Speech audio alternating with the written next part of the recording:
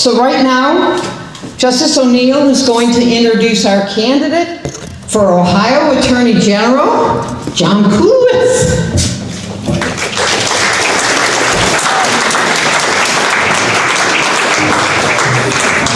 Wow, what a privilege. What a privilege. You know, we're all ready to go now. We'll make our choice on the Secretary of State. We all know that it's an important job. We all know we have to vote. But right next to the Secretary of State in Ohio is the Attorney General. And the Attorney General's job is to make sure that the laws, when they're passed, are followed. The Attorney General's office has always been a shining star in the Ohio Democratic Party. I'm going to catch your imagination. Bill Brown, Tony Celebrezzi, Lee Fisher. We've had some great Ohio Attorney Generals, and it's an important job. So Janet just asked me to introduce the Attorney General candidate, and I thought, that's very cool. I used to be an Assistant Attorney General under Bill Brown and Tony and Lee, and gotta say it, Betty Montgomery, she kept me on. So anyhow, John Kulewicz spent 44 years as a lawyer for Vorey, Seymour and Pease, one of the best law firms in the state of Ohio. He was a partner there for 44 years. He has argued before the United States Supreme Court and won. If you and I were to go to central casting, we'd have to say, this is the guy we're looking for. There's one problem he's going to have that he's got to do for me later on. He comes from Yale Law School. And I'm going to implore that he go find J.D. Vance and tell him to quit misstating the law.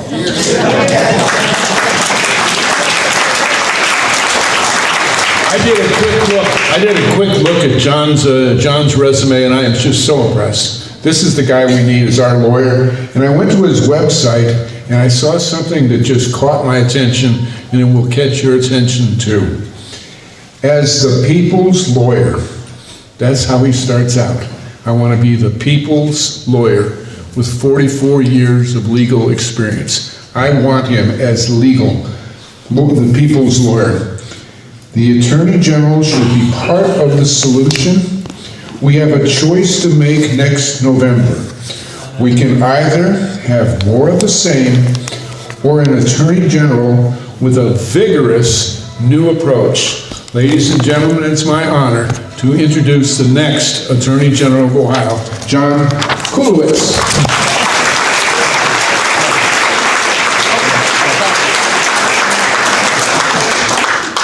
Thank you, Justice Bill O'Neill, and may it please the court. And thank you, Chair Janet Carson, for the opportunity to be here. And thank you, ladies and gentlemen, for welcoming me this morning and giving me the opportunity to introduce myself and talk with you. My name is John Kulewicz. In the old country, it's pronounced as Kulewicz. I was introduced a couple of weeks ago as Kuzowitzki.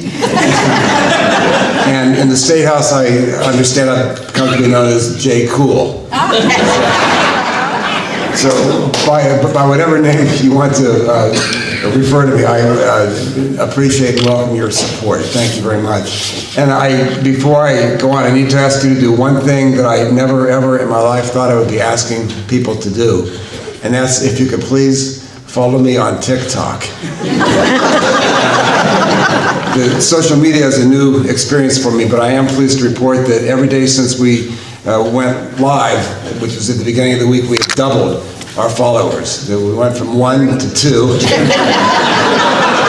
and then 2 to 4, 4 to 8, 8 to 16, 16 to 32, and now we're in the 70s. So if I could impose upon you, if you know more than I do about how to do this, to follow me on TikTok, I would appreciate it very much. Thank you. I am here this morning, and I am running for Attorney General because the honor and prosperity of our state have taken a real beating in recent years. But I can tell you that I've been to all 88 counties this year, and in every corner of the state, north and south and east and west, people are waking up to the fact that after nearly 36 years of almost uninterrupted one-party rule, we have not only have had the largest and most serious political bribery scandal in the history of the state of Ohio, but we are falling behind by almost every economic measure. Our economic growth rate is 45th in the nation, according to the Federal Reserve Bank. 44 states are growing faster than us now. Our median income is 88%. It's fallen to 88% of the national median income. Americans from coast to coast are making more than we are for doing the same work. And U-Haul just confirmed the other day in a sad statistic that there are now more one-way rentals going out of Ohio than coming into Ohio. I'm not here to talk down about Ohio because I love the state of Ohio, and I know for a fact that you all love the state of Ohio by reason of the fact that you're here this morning. But the other fact is that if this were a business and we were the shareholders, at this point we would be calling in the management and saying, thank you for your services. You are no longer needed. We're going to get a new management team. We're going to get a new management team, and we're going to get a new lawyer. And here's what the Attorney General can do for you. The Attorney General has a key role to play in restoring the honor and integrity of our state government, in reviving the health and the economy of the state of Ohio, and in upholding the rule of law. For starters, our Attorney General should be leading the charge against political corruption in the state of Ohio. We all have the right to an honest government in which the officials conform and abide by the same standards that apply to all of us. No exceptions. The Attorney General has an important role to play in making the economy of Ohio work for all Ohioans. And once again, it should restore as a priority fighting collusion between big companies that rigs the market and raises our prices, fighting consumer fraud that steals our money, fighting wage theft that robs us of what we have earned, fighting unlawful discrimination that stands in the way of our success. To protect our health as Ohioans, the Attorney General should be leading the charge once again against nursing home fraud, against Medicare provider fraud, and against elder abuse. No exceptions. The Attorney General must take the lead once again in fighting these ills of our society.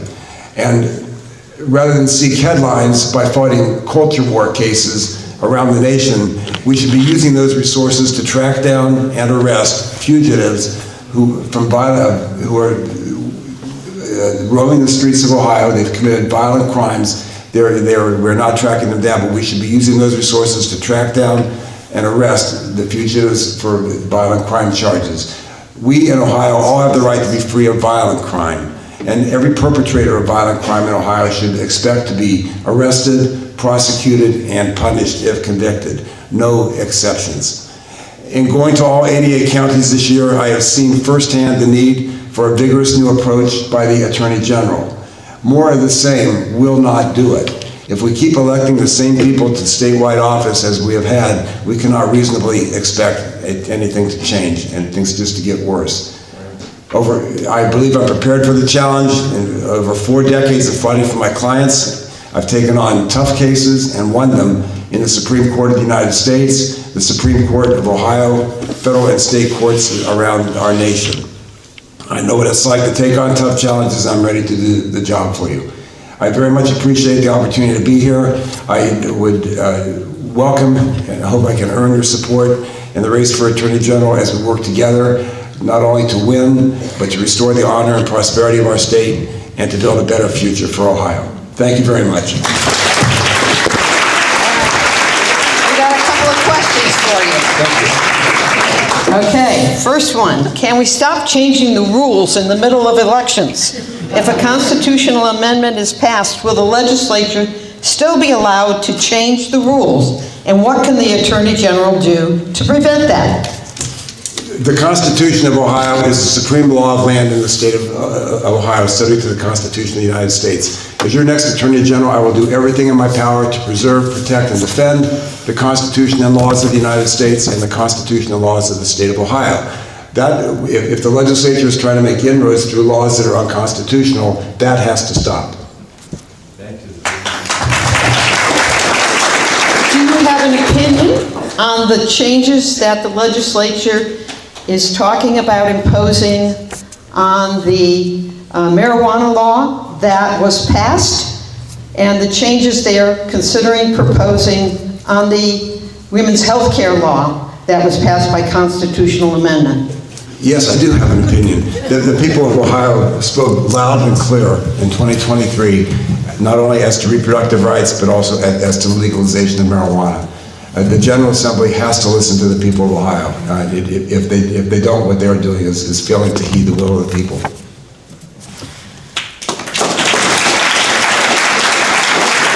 It's an understatement to say that our state and our nation have been taken over by people who show no respect for the rule of law. Please comment on what can be done and what you will do when elected. Well, first and foremost, the Attorney General is the chief law officer of the state of Ohio, and more than any other candidate on the statewide ticket has a responsibility for standing up for the rule of law in Ohio. We are one Republican gubernatorial nominee away from seeing in Columbus next year exactly what we've seen coming out of Washington this year in terms of the chaos and disorder.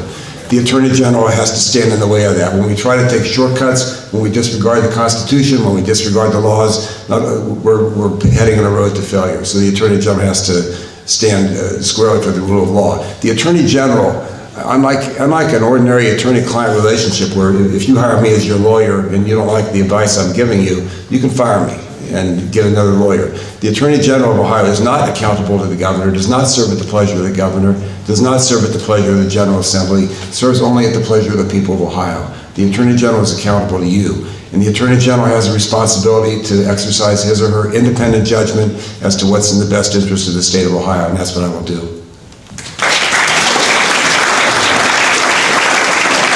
Final question. There's been much discussion today and around the state about the corruption in Ohio, specifically focusing on First Energy, and then also on the voucher program, which has been in the lower courts ruled unconstitutional. What would you do as Attorney General to prevent these two miscarriages of justice from continuing? Well, number one, on the First Energy case, what I want to know is what took so long, basically. And I want to find out the answer to that. On vouchers, the thing that concerns me is that we have billions of dollars going out the door right now without any audit by our state auditor or by anybody else. That's got to come to an end. If we're going to have vouchers, whether you agree with them or not, but if we're going to have them, we need to make sure that they're being used for the intended purpose. And we need to do something to be able to audit that, to follow the money. Thank you, John. Any wrap-up? Thank you once again. I really appreciate it. I agree. I think we're going to have a very close election this year. When I was in law school, the governor of Connecticut was a woman named Ella Grasso. She was a wonderful governor, very down to earth, but she taught me something that it's always followed me in every election I've been in. I've served, and in my second term on the Upper Arlington City Council, I was the leading vote getter each time, and the second time I got more votes than any candidate for City Council in a contested election in the history of Upper Arlington, all just by going, I knocked on almost every door on almost every street, and I learned from the people that way. But what Ella Grasso taught me, she was a hugely successful politician in the state of Connecticut. Her approach to every election was that she was going to win by 10 votes. And that's how I approach the city council elections, and that's how I approach this election. So I see lots of groups of 10 in here, so I very much appreciate each and every one of your votes. Thank you so much for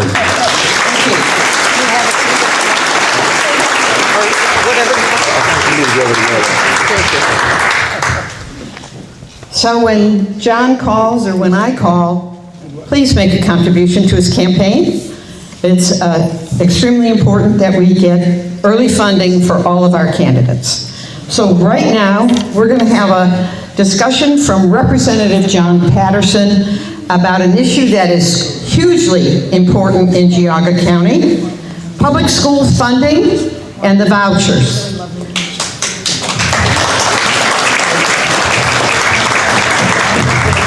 So those of you that don't know Representative Patterson, although I'm sure most of you in this room do, he represented Geauga County for the time that he was in the Ohio legislature. He is also the co-author of the Cupp-Patterson bill for fair school funding. He's going to talk to us about the illegality of vouchers and what we can do to prevent it. John? Thank you, Janet.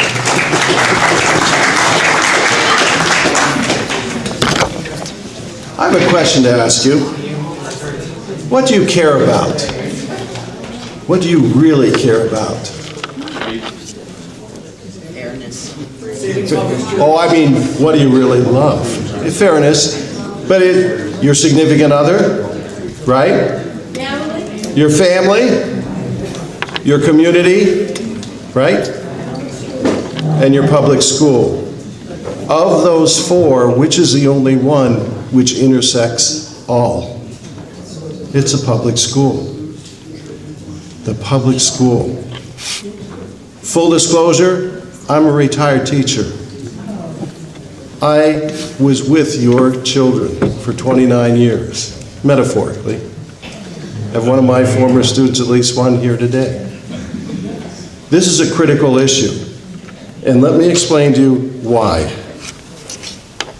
Public schools are an investment. They're an investment in the future. And those who founded this state understood that from the very beginning. If you think back to the Land Ordinance of 1785, Section 16, even before Ohio was created as a state, the income from that section was set aside for the public school.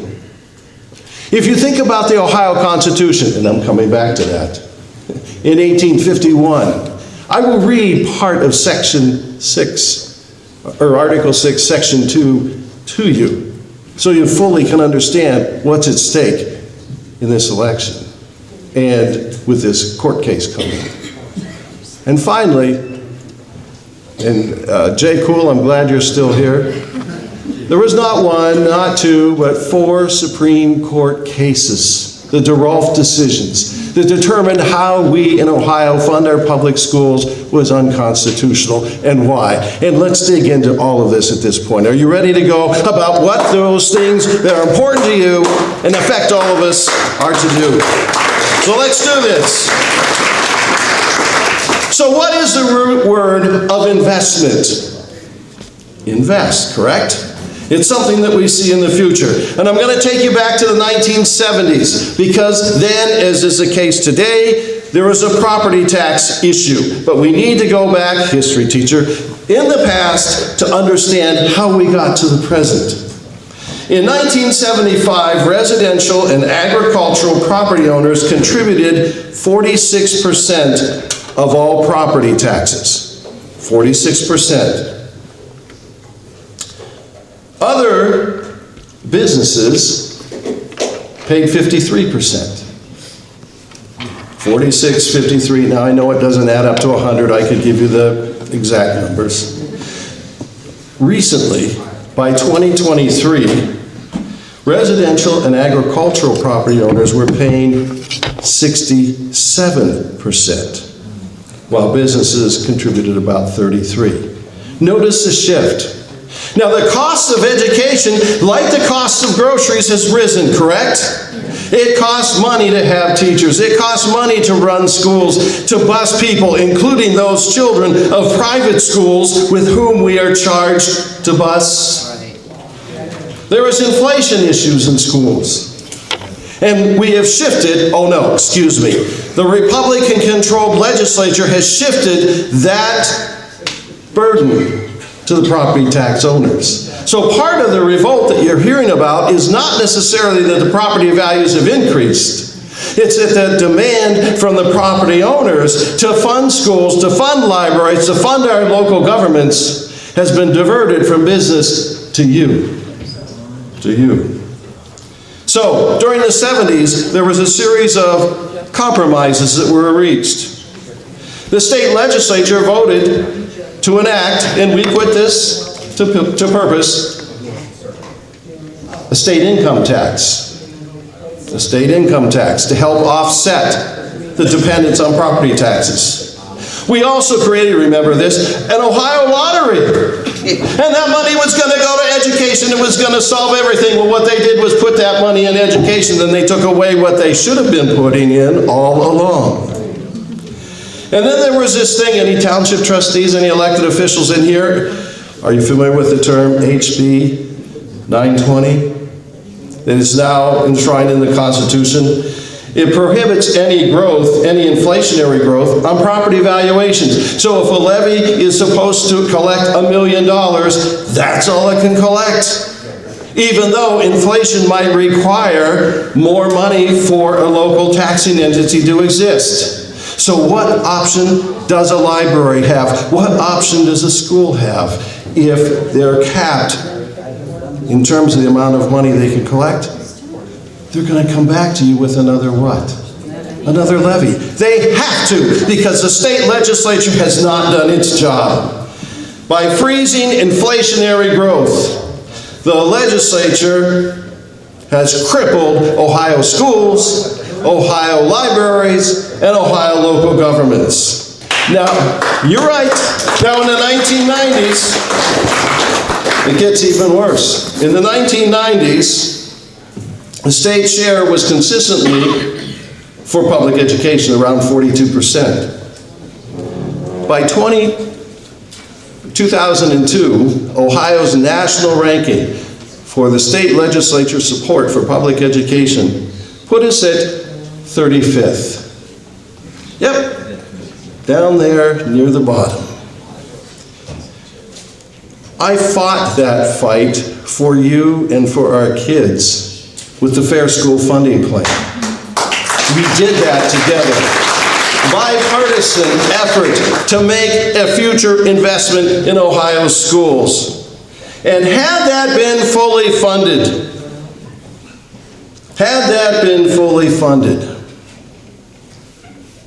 we'd be in a whole lot better place today. Let me tell you what the Republicans will say. And my dear friend, and I'm going to call him out, and I have a hard time. There's a certain young representative from Ashtabula County who has led the charge, David Thomas, for property tax reform. All right? Here's what they're going to say, and then I'm going to tell you the truth. You're going to hear that they have significantly increased the amount of dollars for schools. Here's what they're not going to tell you, though. The Republicans have increased eligibility for vouchers. Ohio will spend $1.7 billion on the Ed Choice voucher program during the next 2 years. $1.7 billion. Instead of putting that into our public schools. Schools that have public oversight. Schools that have transparency. Schools that take everybody and cannot deny because of race or your athletic ability or other things. Another tax cut, and I know you guys fought against this, led by the Republican Lieutenant Governor candidate Rob McCulley, that nobody asked for, was not in the House proposal, was not in the governor's proposal, $1 billion in lost revenue, not to benefit you, but to benefit the very rich in Ohio, at the expense of our students, on the backs of our investment, on the backs of our future. They offered a tax cut to underscore and undercut our public schools. As a result of their work, the state share of K-12 school funding will diminish to 36% in 26 and 32% in 27. It's far below DeRolf. What's the bottom line? Ohio has failed to fully fund its public schools while supporting its increased voucher program and simultaneously reducing taxes for the wealthy. Make no mistake, the Republican Party does not care to support public education. They do not care about your kids. They do not care about our future. Now, there's a lawsuit in the works. And this is what you really wanted me to get to. To determine the constitutionality of the voucher program. Article 6, Section 2 of the Ohio Constitution that was approved in 1851 and has not been changed reads as follows. The General Assembly shall make such provisions by taxation. What was the operative word? Shall. Didn't say may, didn't say might, didn't say sort of. Shall. And they will secure a thorough and efficient system of common schools, public schools, throughout the state. But, no religious or other sect or sects shall ever have any exclusive right to or control of any part of school funds in this state. All right? Shall never have. They have been violating the Constitution for years, and finally the Coalition for Adequacy in Education is going to bring this to the Ohio Supreme Court, and we ought to win, except for this problem. 6 of the 7 are Republican justices who probably want to keep their seats. So let me bring this all to you, because as a former teacher, I've got an assignment for you. It's coming soon. Let's do some math. One final reflection here. For 28 of the last 30 years,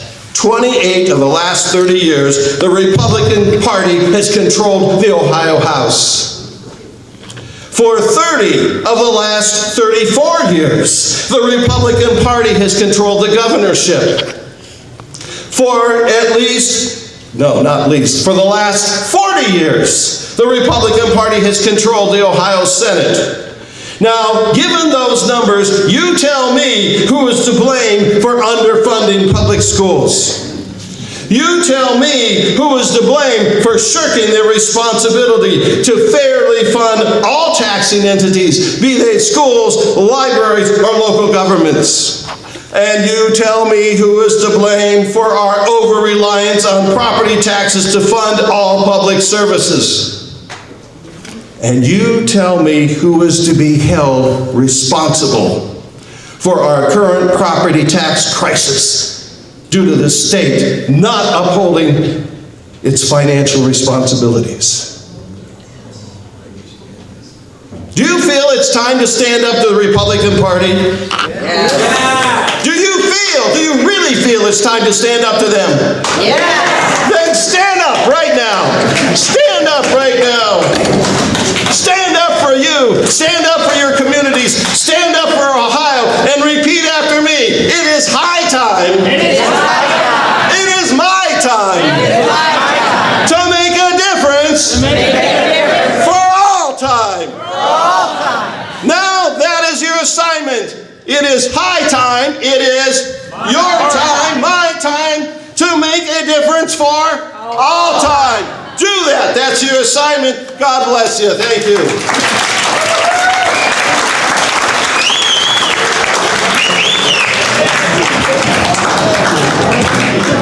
Now you see why Representative Patterson was on the short list for Lieutenant Governor with Dr. Acton. Didn't get it, but he's going to be involved, so you got to pay attention. So right now I want to have our candidates, local candidates that are in the room, come up and say 1 minute and introduce themselves and tell you a little bit about why they're running. And then we're going to take open discussion questions from the floor. If you have a question, didn't get asked, didn't get answered, stand up and let me know. Okay, Lewis, you want to start? Lewis Murphy is running for the Legislative District 99, which is the majority of Geauga County and part of Ashtabula County, and he is running against that horrible voucher homeschool advocate, Sarah Fowler. All right, I was told I have a minute. Might go a tiny bit over for once for the first time. So my name is Lewis Murphy. I'm the state rep candidate for the 99th district, which covers all of northern Ashtabula County and pretty much all of Geauga County, with the exception of Bainbridge, Auburn, and South Russell, of course. So I do know most of you in here, but I will hang around. If I did not get to meet you yet, please come introduce yourself, or I'll have to find you. Just a quick little tidbit about me. I did graduate from Edinburgh University in Erie, Pennsylvania, with degrees in environmental science and geographic information systems. I recently received my master's from Lehigh, just north of Philadelphia in Bethlehem, Pennsylvania, with my master's in environmental and public policy and a certificate in global sustainable development. Currently, I'm a junior high and high school science teacher at Lakeside in Ashtabula. I travel between 3 schools at the moment due to, I don't know if you guys heard about the recent roof situation over that way. So I do travel every day between 3 different school buildings now. Also a tennis coach for the Buckeye School District, which is Conneaut area near Ashtabula Township, and recently accepted the new head coach position at Edinburgh University. So essentially I go from working 8 jobs now down to 3. So number one of those jobs is finishing up the school year teaching at Lakeside. Number 2 is coaching at Edinburgh. And number 3, of course, my 3rd job, and arguably the most important, kicking Sarah Fowler out of her seat in our state house. Just a few very brief campaign updates, since I was asked and want to inform you all. About 64% of the vote for the 99th district comes out of Geauga, which is why our team has been spending a lot of time this way the past 3 years, especially the past 3 weeks, getting a kind of an early head start, just canvassing, knocking doors, introducing myself to the general public where I can, especially with these nice couple days we've had recently. We continue to attend every public event in both counties as much as possible, including township, village, city, and school board meetings to meet the constituents. I actually listen to what's been going on, again, unlike my opponent, who I have not seen at a single meeting of any of those capacities, nor have the elected officials in quite some time. Fundraising goal is about $80,000 this year, and we should reach that by the middle of the campaign cycle. And with the benefits that come with an advanced version of Vote Builder, we do plan to hit the ground game canvassing with high efficiency pretty soon here. Mailers to moderates and independents will be crucial, and we do have a strong team together from our counties, surrounding counties, and even those which border Ashtabula and Pennsylvania. So we did gain some support with a few counties near Pennsylvania who offered to come this way to help out as much as possible. I do have a few lines left on my petitions if anybody would like to sign, and I do have a sign-up sheet for volunteers or if you want bi-weekly newsletter updates. So thank you for your time and thank you for being here.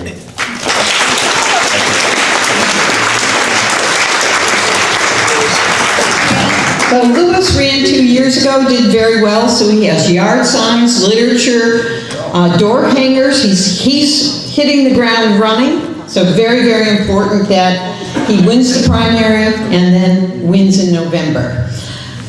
We have our candidate for the other Ohio House District, House District 35, Molly Schneider. You want to come up?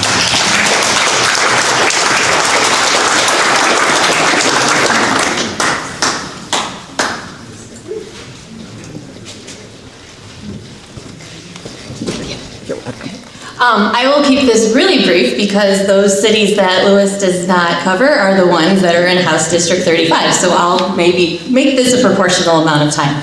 My name is Molly Kudley Schneider. I am currently on the Aurora City School Board, have lived in Aurora my entire life, and have spent the last 18 years in Geauga County as an educator. Serving on the school board, one thing that I have absolutely realized is the importance of public schools.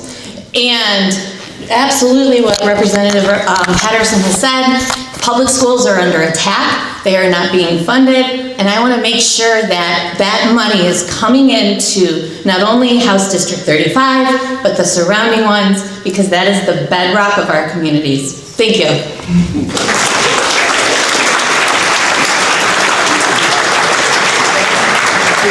So Molly has already filed to be on the ballot, so she does have opposition in the primary.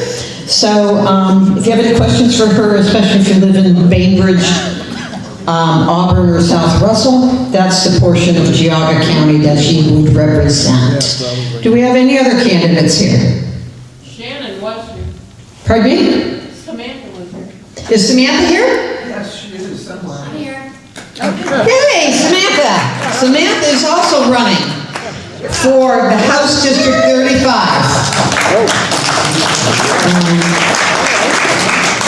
Samantha Salamon. You already forgot about me. No, I didn't see you back there. Hi, everybody. My name is Samantha Salamon. I, too, am running for House District 35, which again encompasses Bainbridge, South Russell, and Auburn. So just a little bit about me, because a lot of people are like, who the heck are you? I am actually from, we talked about the gerrymandering that occurred right now. I am from Northfield Center Township, which is in Summit County. This district actually encompasses Summit County, Portage County, and part of Geauga County here. I was born and raised in Northfield Center, Ohio, went to Nerdonia schools.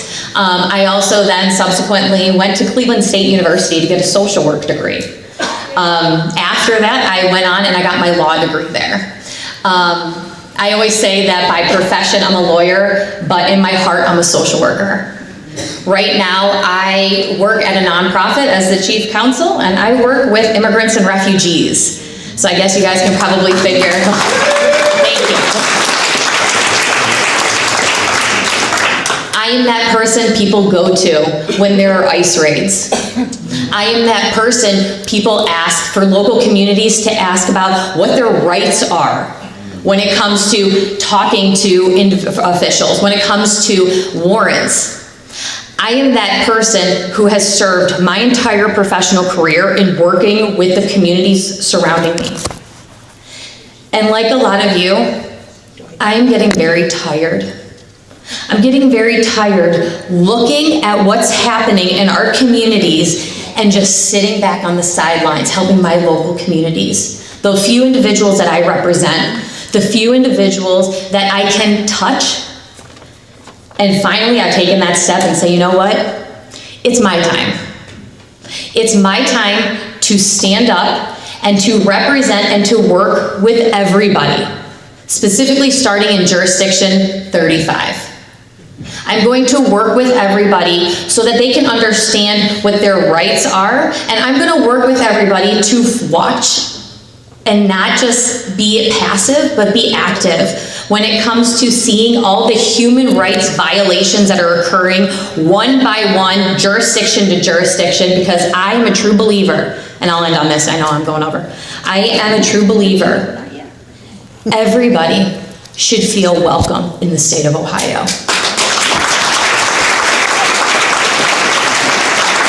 So you guys are going to be seeing a lot of me here in Geauga, and I strongly encourage you to come up and talk to me. I'd love to hear your perspective. I'd love to hear what are issues that you are seeing and what are ways that I can help you in the legislature when I get elected. Again, Samantha Salamon for District 35. Thank you.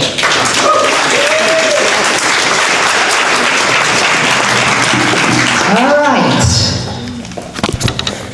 Anybody got anything they want to say? I want to mention that a lot of these folks will have meet and greets and fundraisers for in the next Oh, yeah. months. We are planning meet and greets, especially in Geauga, for all of the candidates. We'll be having fundraisers. We'll be doing our annual dinner. County parties run on donations. We get no money from the state of Ohio. We get no money from the Ohio Democratic Party. So consider becoming a member of Lake County Party, Geauga County Party, because donations made locally have the most effect. And the email, if they don't get it with what's going on. Yeah, so we do have things, sign up and you can get our emails. There's also membership forms in the back of the room. Question? Yes, it's my understanding that the FBI has requested all states to turn over their voter registration and all the information. Ohio has done that. It contains every piece of information you ever wanted to know about a person. Is there anything we can do about that? Dennis is our chair of the Geauga County Board of Elections. Do you want to answer that question? Come on up.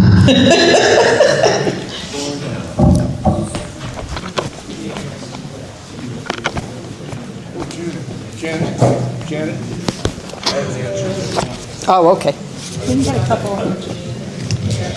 It's my understanding that the FBI has requested all states turn over their voter registration and all the information entailed in that. And Ohio has agreed to do that and has sent it, whereas 22 other states have refused to do it, and it is in a lawsuit. Is there anything we can do about it? Yeah, contact the Secretary of State's office. I mean, that's really, and your Attorney General, but again, you're in the same place. I mean, we haven't been presented that yet at the Charter County Board of Elections, but it's probably coming, you know. And it doesn't matter that we won't have a say-so in turning it over because he has all the records.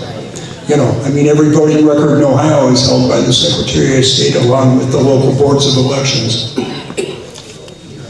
Thanks, Dennis. I don't know what else to tell you, I'm sorry. Gentlemen, Yeah. I'm Bill O'Neill. I'm a former Assistant Attorney General.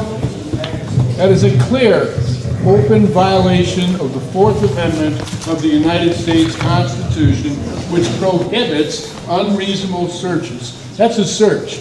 Eventually, we're going to find all of this in federal court. Trust me on that.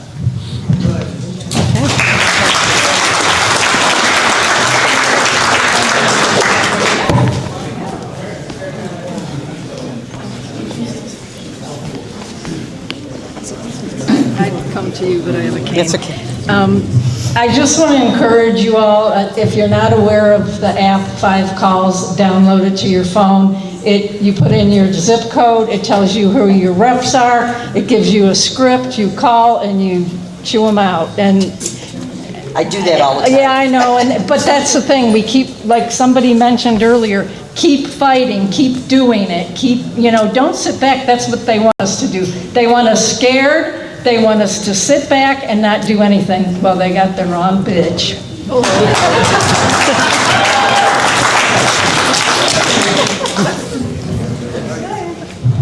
Okay, there's only a couple of choices on the primary ballot. How important is it to vote in the primary? My favorite topic. Many of you have been on the receiving end of my emails or texts about why you must vote in the Democratic primary.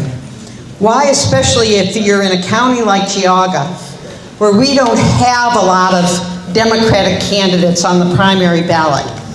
Why it is super, super, super important to still take a Democratic ballot and not switch to a Republican ballot to vote for the lesser of two evil candidates. Because there aren't any lesser. Let me tell you, first off, statistically, it doesn't work. No matter how many Democrats switch over, it does not change the effect of the Republican primary voter. There are far more of them, and we don't affect their choices. So we need to affect our choices, who our Democrats are going to be.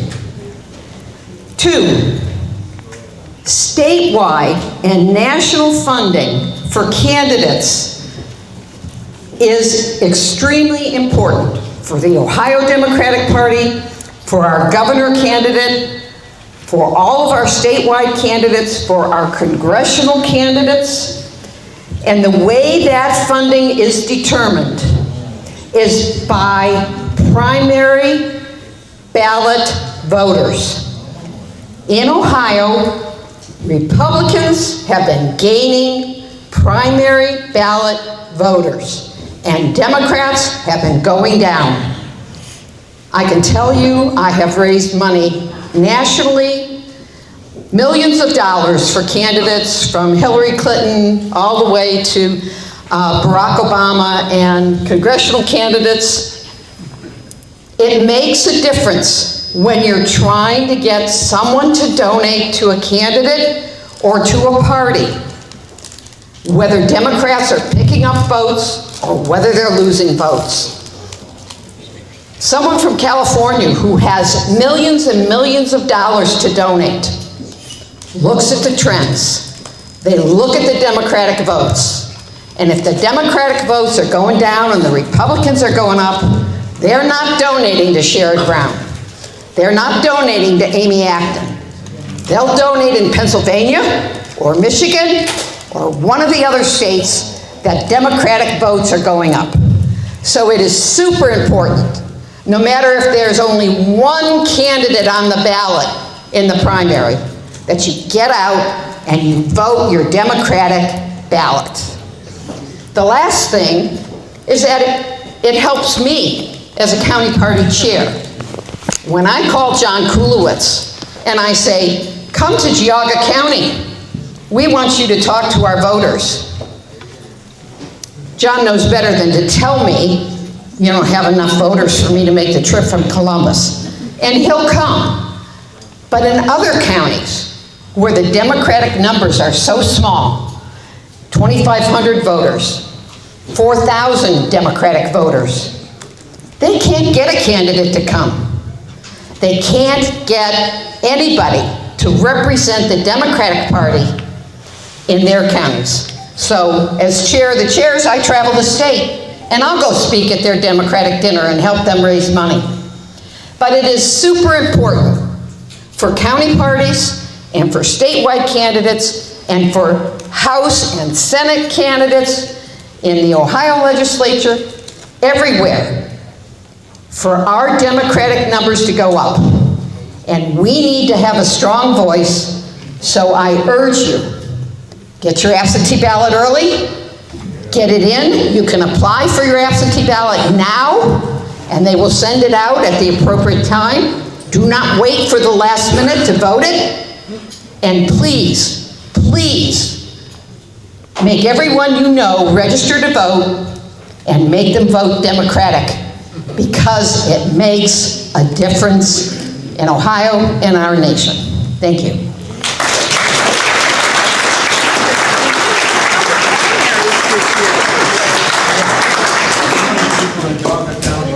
Democrats that vote Republican. The last election, we had about 850 people, Democrats, that switched from taking a Democratic ballot to taking a Republican ballot.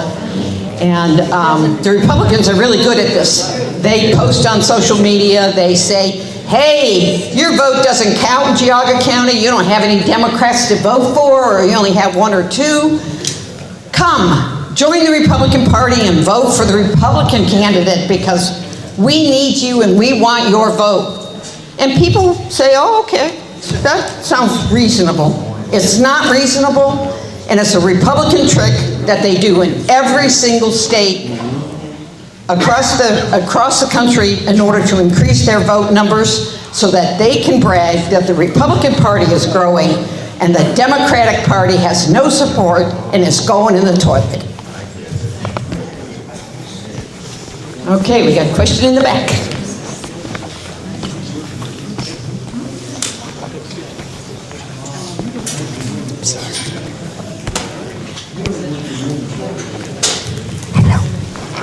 Thanks. One of the issues that doesn't often get covered at the level of precinct committee, at the level of any of the local things, at the level of anything below Congress, is the issue of health care. And we are in a situation where everybody is aware that we are not getting this coverage for health insurance, but people need to spend more time asking our candidates, do they support the Ohio Health Care Act, which is Medicare for all at the state level and has been brought up. We need to make sure that people who are going to be our DNC reps at our conventions support it. We had a situation, we put up a vote, not this last convention, but the one before, and could not even get something they call Medicare for all kids on. We have a situation where the #1 cause of bankruptcy in the nation is medical debt. And we need to ask all of our candidates, do they support Medicare for all? Are we going to end this issue of people going bankrupt because it can't pay for health care. So I'd like to know, every candidate for everything, do you support? Thank you, Angie. All right. I think it's 1 o'clock. Brian's still here? If anybody wants to talk to him?